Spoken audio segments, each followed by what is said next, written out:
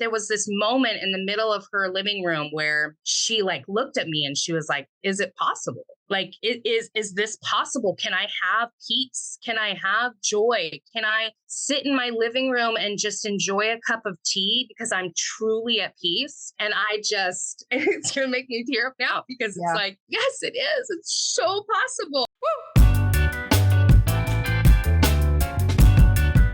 What's up and welcome to the Speak Organized podcast. I'm your host, Melanie Summers, professional organizer, ADHD organizing specialist, and your go-to gal for all things pro organizing business. I like to speak organized to give you the tools to conquer your clutter, live life with more purpose, and learn all about the business of. Do me a favor, if you haven't already, take out your device and tap that subscribe button so that you become a member of the Speaker fam. I would love to have you on board. As you get value out of today's episode and you're watching on YouTube, go ahead and tap that thumbs up and the little notification bell so that you're notified whenever we post new content every single week. And if you're an Apple Podcast user, you can leave us a rave 5-star review, which will help the channel grow to reach more amazing folks just like you, learning all things tidying business. If you're jonesing for some of that genuine connection, you have tons of questions that need to be answered, then you got to join my free Facebook group. It's a thriving community full of amazing folks ready and willing to answer any and all questions. And I'm in there every single week hanging out. We would love to have you as a member there. That information to join will be down in the description and the podcast show notes. The main mission here at I Speak Organized is to give you the best quality tools and resources to level up your business and have a truly successful 6 or 7-figure business that doesn't suck away all of your time. So if you're brand new to all of this and it seems very overwhelming, you don't really know where to start, you have come to the right place. I am your go-to gal for all things pro-organizing business. If you're afraid that you aren't enough, like you don't have enough experience or you don't really have the goods to bring to the table to charge what other people charge or whatever story you happen to be telling yourself, I am here to help you understand that you can be exceptional with the right tools and training. So in just a few minutes, I'm going to talk to you a little bit more about how I can help you with that. But in the meantime, let's get into this juicy interview. All right, Speaker fam, please join me in welcoming a fellow Pacific Northwesterner. This is Lisa Fosnot, and she is the owner and founder of The Productive Owl Home Organizing Company. Welcome. Hello. Thank you for having me. Thanks for coming. This is great. I love coordinating with other West Coasters because the time change is not a factor. So that's nice. Thanks for doing that. I want to dive right in and learn a little bit more about your business. You and I have similar philosophies to our organizing styles and things that we really sort of focus on with our clients. So I love to nerd out about all this, and I'm very excited to chat more. So can you just tell us a little bit more about The Productive Owl and what inspired you to start your business? Totally. So The Productive Owl is an organizing business. We focus on specializing with neurodivergent families and busy professionals. We help them create functional, clutter-free spaces. What inspired me to start my business and to grow that is the firsthand experience that I had from the overwhelming disorganization that I grew up with. It was hard. It was super challenging growing up. And I know that that is one factor. And then I also know that being neurospicy is another factor. So having those struggles that I have driven me to develop strategies that work for people like me. They're systems that are intuitive and they're flexible and they're sustainable. Yeah, very important. And so just kind of diving in a little bit more to your personal journey, whatever you're comfortable sharing, obviously, because I know you and I both and several organizers in the industry encounter a lot of folks who come from families with hoarders or chronic disorganization. And can you tell us a little bit more about what that was like for you growing up and how you sort of used organizing as a way to create safety and function and just routines and all those different types of things? What did that look like? Yeah, like clutter was the norm for me growing up. I didn't know any different from that outside of when I started going to my friends' houses. And I was like, this is great.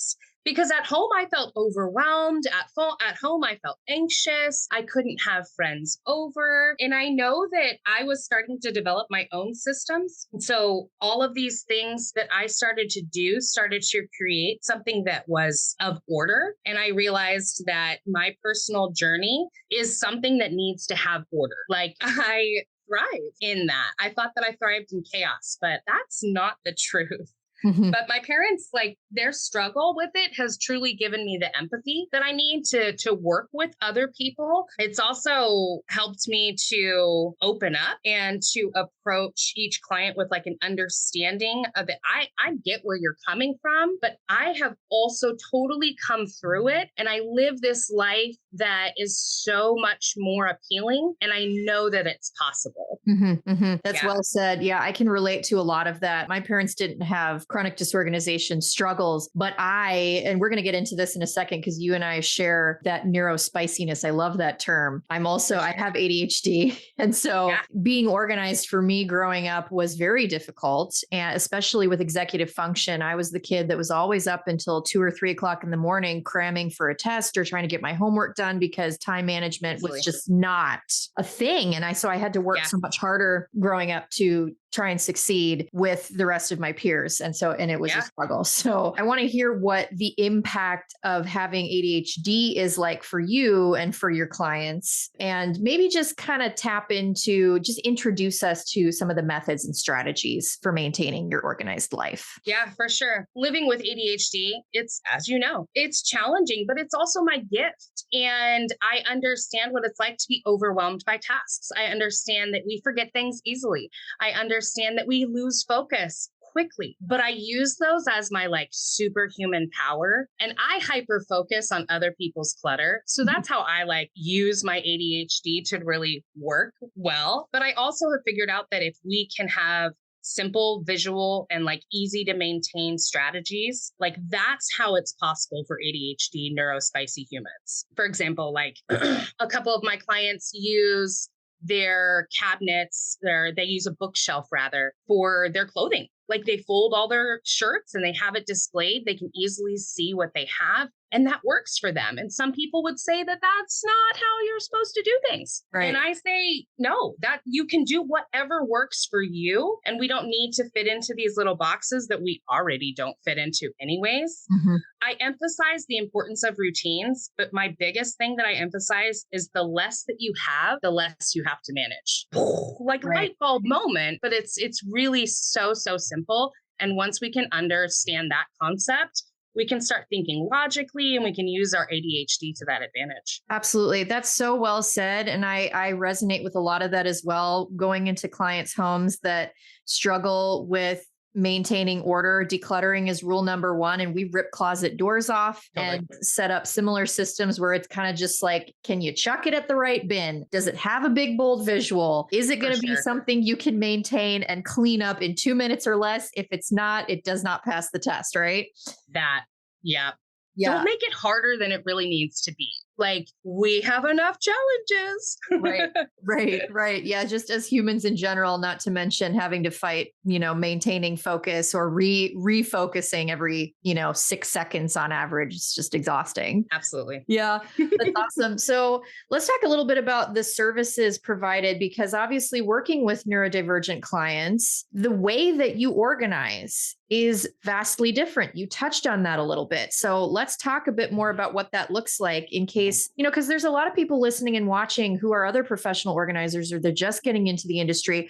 You will be working with clients. You're going to get somebody on the phone that says they have ADHD, they were diagnosed late in life or whatever it happens to be. Yeah. And those are the folks who really do struggle with chronic disorganization. And those are the people that end up calling organizers more often than not. So you need to know how to cater to that demographic. So what do you suggest? What strategies and services do you find yourself providing most often? My biggest service that I provide is decluttering. I mean, like you said, I mean, and I think that that's one of the biggest things that I've realized. I would call myself an ex-hoarder. I hoarded things for weird reasons. And because of that, I know that, like I said, having less is the way to do it. And so decluttering and making sure that we're getting down to just what we need and actually use is so vital. But working with ADHD humans is all about adapt. It's all about being flexible. It's all about making things functional. Like it has to be logical. They want to think things through. I don't want to put something there because you told me to put it there. I need to know, why are we putting this here? oh, well, it's because it's a kitchen item and it goes next to, oh, these like items. Logical. Got it. Mm-hmm. So focusing on the organizational systems that are like both practical and sustainable is also key to helping neurodivergent humans. And I think the biggest thing is just being non-judgmental within that flexibility. If you are going through one thing and they're diverted into another direction, follow them. Yeah. Don't try to bring them back because that's not going to work. Our brain is over there now. And so we've got to work in that system. Maybe we're bouncing all over the place. So that's why I work well with ADHD humans, because I'll just bounce with you. Right. Right. Yeah. Sometimes it's nice to be able to work in little chunks on different projects throughout your day. It actually is more satisfying to do that than to try to sit and make yourself finish go from start to finish on something. Totally. But if you can just like make a little progress here, move on to the next thing, you're kind of dabbling. It's like, a charcuterie board of decluttering. I love that. And they can charcuterie while I can maintain that focus too. Yes. You know what I mean? Like if they're like, I'm bored with this, I get it. You start focusing on this bin. Why don't you find all of the whatever?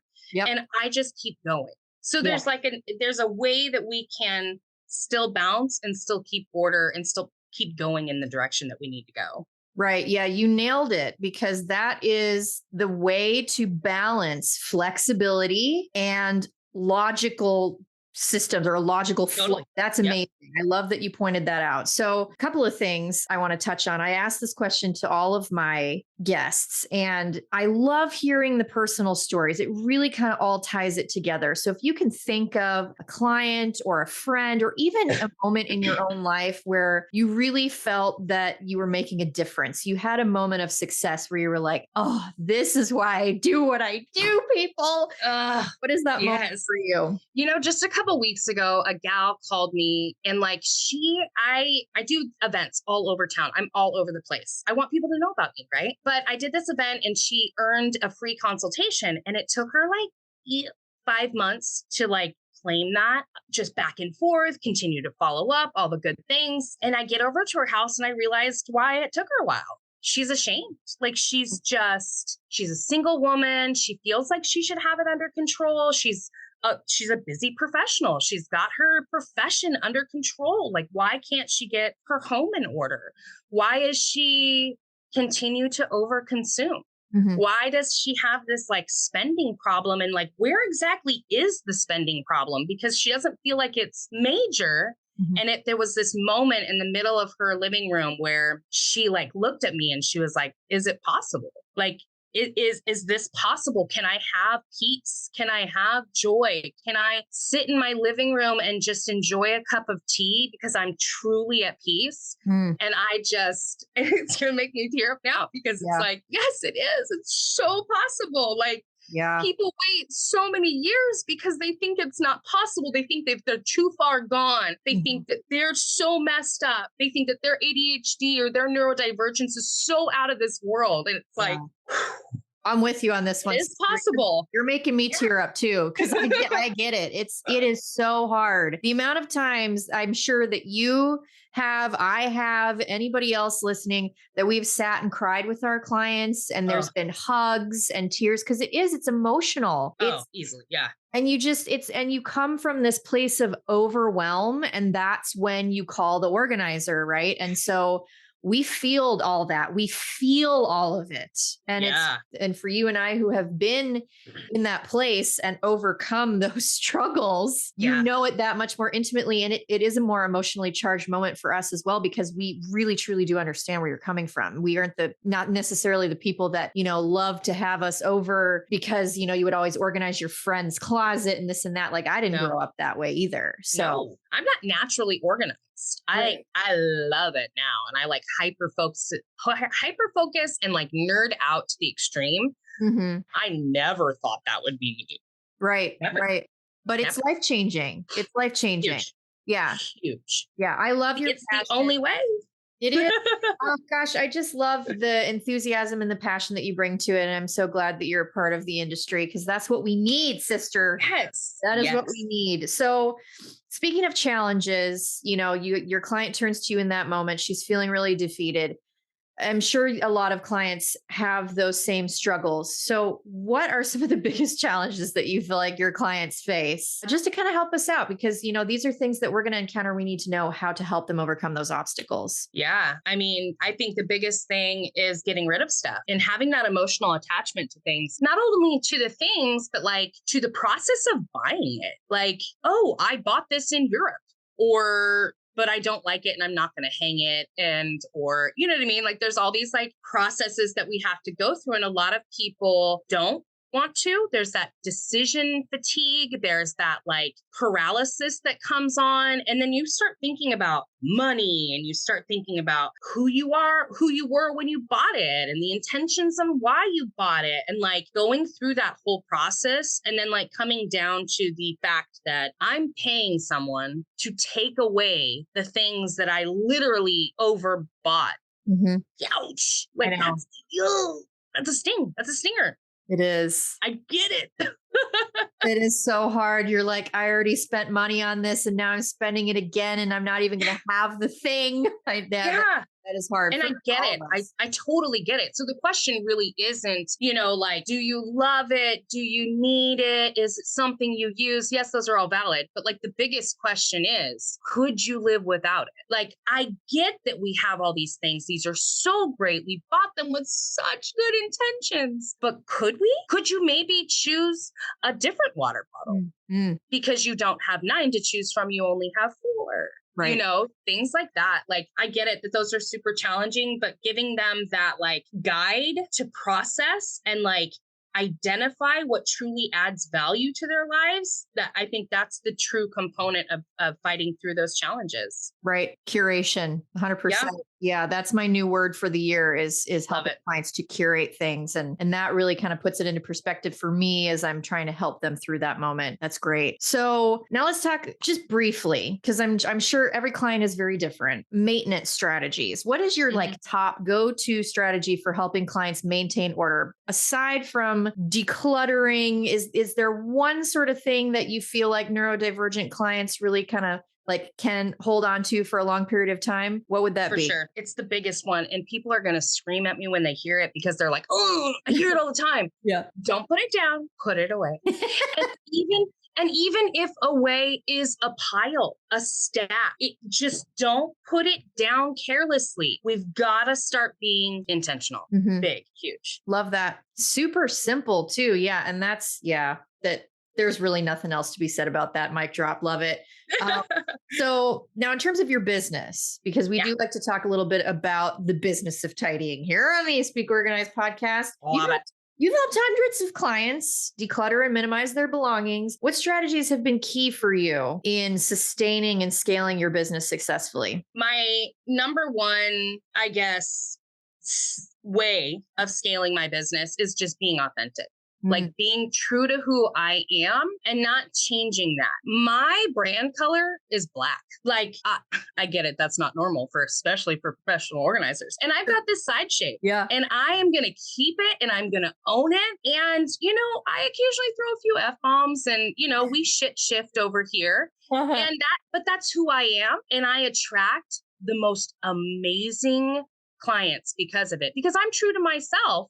I don't have time for everybody. I only have time for my people. And I want to attract my people who are accepting, authentic, ready. They're non-judgmental just as well as I am, right? Right. So like the biggest one being true and authentic to myself. And then that second one is like networking, getting out there, like events. I'm always out. I'm in every networking group. And I say the same thing every time. Hi, my name is Lisa. I'm from The Productive Owl. And I am a home organizer that helps neurodivergent families and busy professionals minimize and declutter and find systems that work for them. Mm-hmm. Same thing every time, right? Yeah. People start remembering that. Right. Yeah. And that's part of your branding is being able to deliver that and that authenticity. And a big concern that people have I mean, and I get it all the time talking to coaching clients is I feel like the market's oversaturated. What do I do? How do I stand out? You just be yourself, because your clients are not necessarily going to be wanting to come to me and vice versa. We all have our people. You're right. That's a huge, huge key piece of this is just remembering that there's a lot of people out there that need help. Everybody's different. Yeah. We can't everybody is different. Yeah. We can't all be. And then, and like the best part of networking is even with other organizers is figuring out other different styles. Yes. I am a little bit much for some people. I'm fast. I am go, go, go. I'm going to get it done. You hired me to get it done. I'm going to get it done. We're going to have results. We're going to have an end. You know what I mean? Like that's not everybody. Everybody does it differently. Some people are slower, knowing who does what, and then being able to refer and being able to say, I got the person for you. I know who can help you with that. Right. Huge. It is. Yeah. Having that network has been really key for us as well, because there are certain clients that we don't help, specifically hoarders. We don't do hoarding, like high level hoarding jobs. We're not equipped for it. Same. I have a great gal and I refer her to clients all the time. And it is such a godsend because I know that this person who is really awesome, that is just not my person, will get the help they need and deserve. Right. Exactly. Yeah. The ultimate goal is to help everybody. Right. Because everybody could use an organizer. Are you serious? Right. It's so true. Yeah. I mean, I'm going to skip ahead just a little bit here because I feel like we've really touched on a lot of these different things. You're obviously very authentic and non-judgmental. You help people overcome their feelings of embarrassment and shame. Your story really showcases that. But there's also we go a little bit deeper than that too, because it is a very like soulful healing thing, a kind of like a gift that we give to our clients. So you mentioned that on your website and as part of your philosophy. Can you elaborate on how organizing physical spaces can help heal emotional and mental spaces? Yeah. So I feel that organizing is more than just tidying up, right? Like it's that creating a space that reflects and supports your inner self. When we clear out the clutter, we're clearing out a lot of that emotional baggage. We're hanging on to things for a multitude of reasons, and physically letting that go starts that process of letting go internally. The process of letting things go is like that no longer serve you can be freeing, but it can also leave room for new possibilities, right? So for me, I know that I wouldn't be who I am today without an organized and tidy home, which seems baffling. But I also know that the person who I was when my house was totally chaotic was on the road to non-existence. I wouldn't have made it if that was where I kept going. And I know from my own personal journey that just getting rid of all of the clutter, just getting rid of all the crap that speaks so loudly can be so calming and can give you so much time. I had no idea how much time I was looking for things. Right. Yeah. So when we do our booths at different street fairs and various different community events, we do trivia questions. And that's one of our trivia questions is how many days on average do people spend per year looking for stuff they've lost? Yeah. And I think it's like 2.5 days for the average person. For somebody who has ADHD or some other form of neurodivergence, I feel like it like quadruples. Like you're spending like an entire work week of your life every single year looking for stuff that you've lost. And it's just crazy to think that that's, because your brain's like, I know I bought that. I know it's here. I remember coming up the stairs with it in the bag, all the things, and then you can't find it. Oh, it's so frustrating. Oh, yes. I hate it. I know. And I still do that in a relatively organized space most of the time. Yeah, I can It still happens. We're not perfect. No, Absolutely. We're not. And that's why we're here to help our clients through that. Okay, pop quiz time. How would you feel 6 months from now if you were sitting in this exact same spot, sipping on your favorite beverage, running your own professional organizing business, and it was booked out with amazing clients that get you excited to get out of bed in the morning? How would that make you feel? But let me guess, there is something holding you back, right? Like that voice of imposter syndrome that whispers, who am I to do this?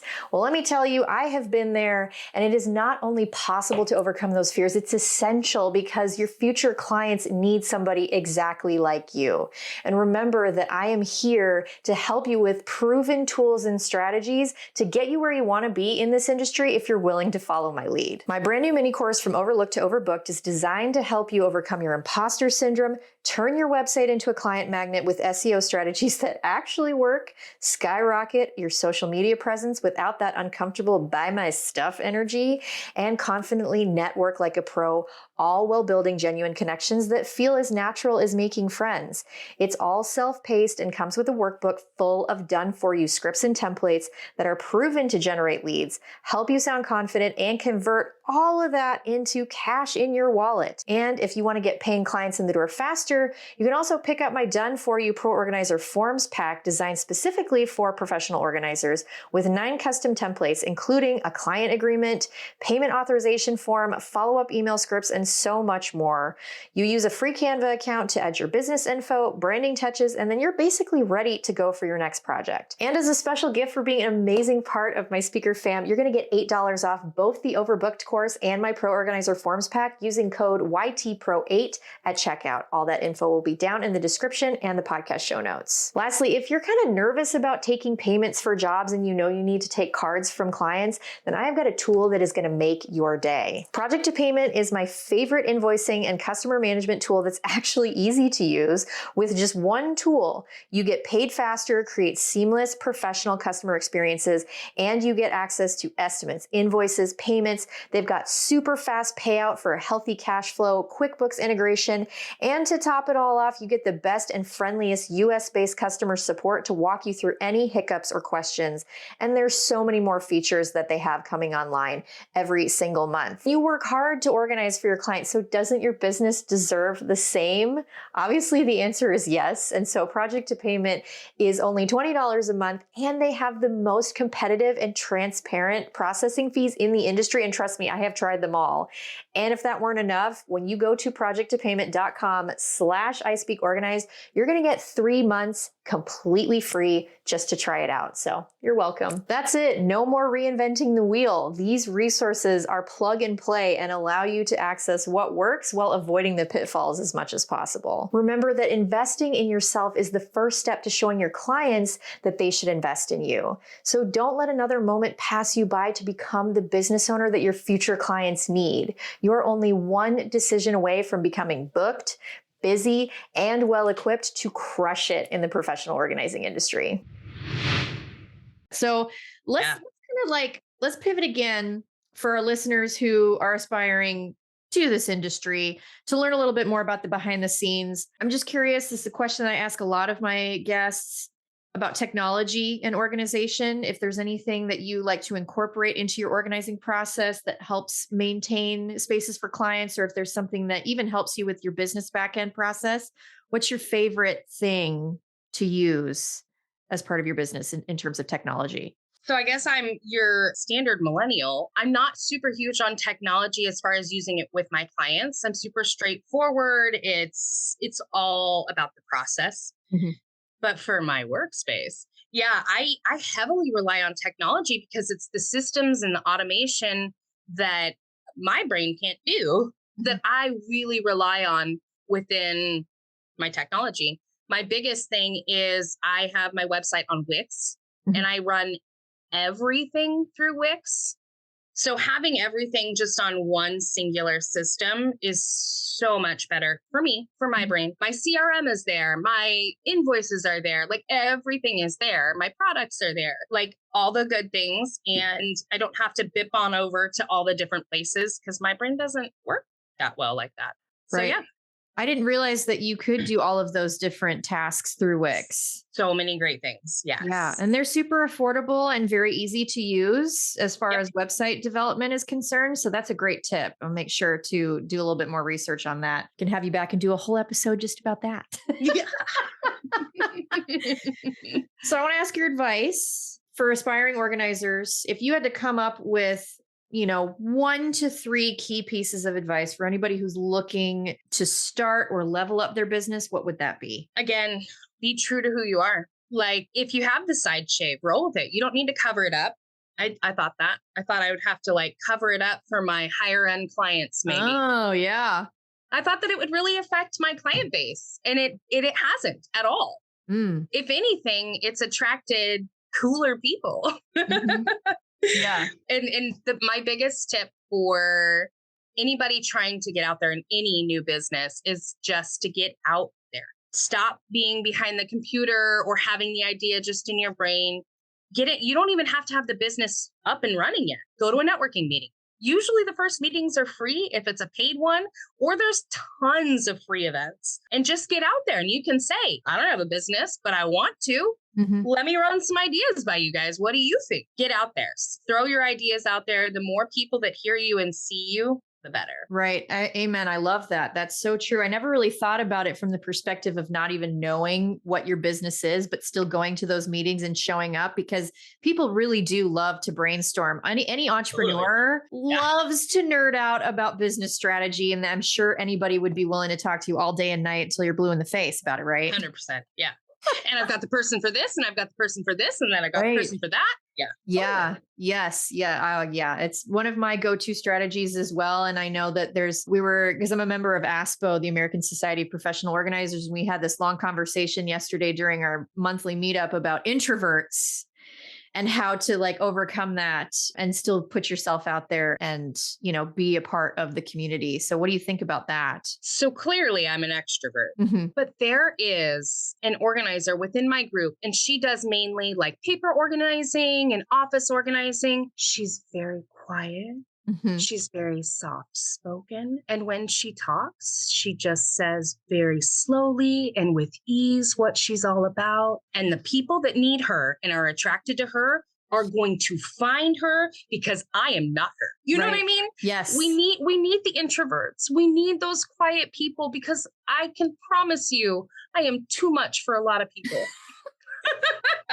Not for me, sister. I love you. I think that's great. You need Elisa to bring you to that meeting and say, look at how amazing this person is. We all need, I have one of my very first clients is very much like you, same energy, ADHD. She works for a crypto company. She travels all over the world. She's doing all the kinds of things. Yeah. And I would never go out without my husband or my kids if it weren't for her. Cause she's like, girl, you need to get out. You need to get out there and do this. I'm like, okay. So she is dragging me along all the time. That is me for sure. Oh, I love it. Oh, that's the best. So that's great advice. Now, as far as your business, kind of turning it inward, just to kind of wrap up with our last two questions here. What are you excited about for the Productive Owl coming up in the next year? You got anything fun on the horizon? Anything you'd like to share with us? Yeah. I mean, I've got some cool speaking gigs coming up, which I'm super stoked about. I actually went to college for public speaking. So that's kind of cool, using the degree for what I should be. I really appreciate those opportunities. So I'm trying to scale my business in two different ways, which is one, more speaking gigs. And then the other way is my product. I just launched a product and it's officially launching early spring, but the digital copy is out right now. And it's a filing system for kids' school memories and keepsakes. So I help you to capture those memories, and then I help you to figure out what to put in those hanging file systems so that we're not keeping everything. P.S. I just threw away the box that a mom collected for one of my clients for all the memories of elementary school throughout her years. And I opened it up and I asked my client, hey, do you want to go through this? Maybe grab a few things. She's like, toss it all. Wow. People, when they're ready, they're ready, They're ready. Yeah, that's amazing. I'll make sure that we have the link to that down in the description of the podcast show notes so people can check it out. I'm sure that people are going to be very interested to see that in action, learn more about it. So cool. Yeah. Yeah. Oh, I love that. So I wish I would have started sooner. I've got a 7 and 11-year-old, and I wish I would have. So I'm hoping people will start when, you've got a kindergarten. Yes, absolutely. I know I'm not the best at that, so I might need your help. Yeah. I might need your help. I feel you. Yeah. All right. For our last question, it's our fun James Lipton style question. If you could have dinner with any fictional character, who would it be and why? Okay, so I don't watch a lot of TV or movies or anything like that. So my first gut instinct reaction was Daria, because she was my total crush all growing up. So I was like, heck yeah. I don't know what we would talk about, but I would just be like, yeah. But your glasses the whole time. Right? Yeah. Hey, we're so cool, right? Yeah. But I think Mary Poppins would be so legit because like her approach to organizing is not just about tidying it up, right? It's all about like creating joy and harmony and like incorporating people in the lives around you. I just think we'd have a delightful conversation. Oh my gosh, I love that. I love asking those questions because you just never know what people are going to come up with. Right. Like Daria and Mary Poppins, let's do it. I'm there. Maybe it is actually who I am. If you mold those together, that's me. Yes, Lisa is the Daria Poppins. Daria Poppins. Sold. I love it. I have a line of fashion figures. Oh my gosh, man, I'm going to cry again, but for happy tears time. That's super funny. I love it. Lisa, you've been an absolute pleasure. It's been fun. Thank you so much for coming on the show today. Absolutely. Thank you for having me and letting me share about the Productive Owl. And yeah, I hope that all the organizers out there are encouraged to work with ADHD humans. I think we are amazing people. And I absolutely love working with neurospicy people. Yes. Amen, sister. We'll make sure that everybody can get in touch with you as they have questions that come up, because I'm sure there will be some. For sure. Absolutely. Thank you so much. All right, fam, that's going to wrap it up. Thank you so much for being here today. It's an honor to have your time on the Speak Organized podcast. I hope you got tons and tons of value out of today's episode. If you want to connect with us, Lisa's information is going to be down in the description in the podcast show notes, and my information is there as well. That's one of my favorite things about this podcast is being able to connect directly with you. So the easiest way to do that is to go to ispeakorganized.com/courses, where you can learn about booking that one-on-one coaching call with me, or taking the Overlooked to Overbooked course, which as of the moment of this filming is $25 off through the end of August, which is awesome because it's full of really valuable content that's going to help you skyrocket your business and really take it to the next level. So I would be super excited to have you in there. Check that out among all the other resources that we have available at ispeakorganized.com/courses again. And if you haven't joined my free Facebook group, make sure to go down to the description to check that out and join there. And a huge shout out as always to our sponsors, Project Payment. They are awesome. Be sure to check them out at the description down below. And beyond that, I hope you guys have an awesome day, and I will see you in the next episode. Bye-bye.